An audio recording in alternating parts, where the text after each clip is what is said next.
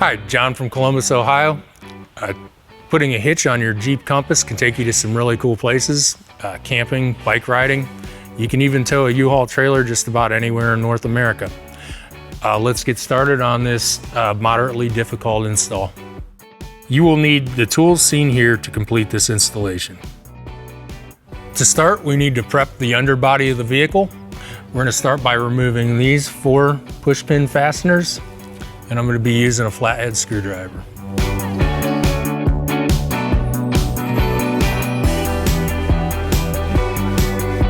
We're here on the passenger side of the vehicle. We're going to remove 2 hex screws using a 7mm socket.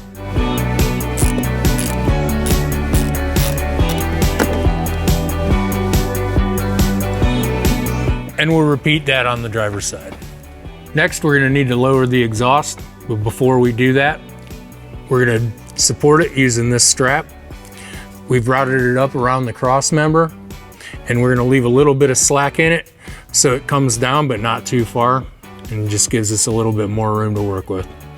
Next, we're going to lower the exhaust. We're going to remove 2 rubber exhaust hangers. The first one is over here on the passenger side, and it's right here behind the tailpipe.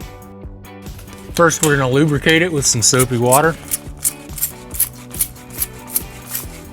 Next, we're going to remove it with our hanger removal tool.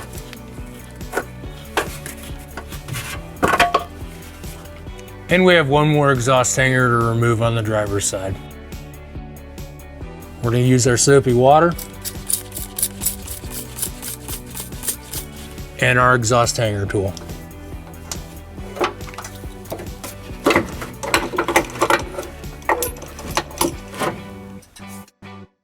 We're still over here on the driver's side.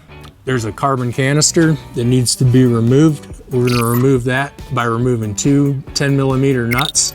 We're going to use our 10mm socket with a 5-inch extension.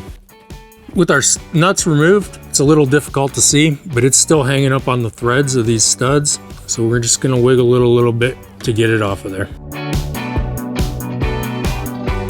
We have 2 attachment points that are identical on both the passenger and the driver's side of the frame. The hitch attaches to the inside of the frame. It attaches with these bolts that go in from the outside of the frame and through a flat washer like this. We're going to put these in halfway from the outside so that we can put our hitch up on the inside of the frame. So as I mentioned before, the hitch attaches to the inside of the frame. So once the hitch is in place, we're only going to put our forwardmost bolt through this hole on both sides at this time. Because it's a tight spot, it helps to have a second pair of hands. With our front 2 bolts in place, we're going to secure them loosely with our flange nuts, and we want to install those with our teeth facing the hitch. With our front 2 bolts in place, we're able to pivot the hitch upward and mark off the spot as per the instructions of where we need to cut our bumper fascia, and we've marked it off with tape. We're gonna make our cut, and we're gonna use an air saw.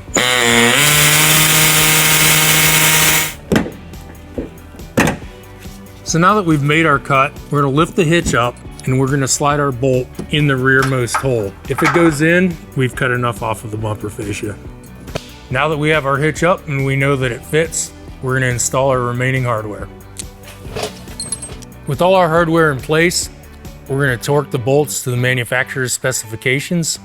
I'm using a torque wrench with a 3/4 socket and a 3/4 wrench. Now that our hitch is installed and our hardware is torqued to specifications, we're going to put our muffler back up as well as our carbon canister, and we're going to reinstall our bumper fascia fasteners. So now that our hitch is installed and we have the vehicle on level ground, let's go over some important measurements. This is a 2-inch receiver. From the pinhole to the edge of the bumper is 6.5 inches, and from the ground to the top of the inside of the receiver is 13 inches. These measurements will help determine the correct rise, drop, and length of your hitch accessories. Once again, my name's John. Thanks for watching our video. If you have any questions about the products seen in this video, or if you'd like to schedule an installation with the U-Haul Hitch professional, visit us online today at uhaulhitches.com.